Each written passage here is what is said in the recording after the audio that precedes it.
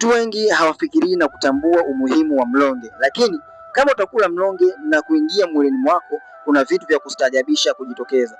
Mlonge unafyonza zaidi ya 99% ya virutubisho hai kama vitamin, minerals, antioxidants, yani viondoa sumu na amino acids.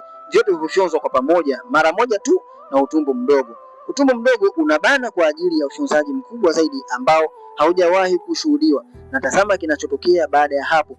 Kila kiungo kinapokea kile hasa kilichokuwa kinakosekana hapo awali. Ini lako linafanya upya, mfupa wako inapata nguvu, ubongo wako unaongeza ukali au uwezo wa kufikiria, damu yako inasafishwa mara moja tu na seli zako zinajijenga upya kwa wakati mmoja.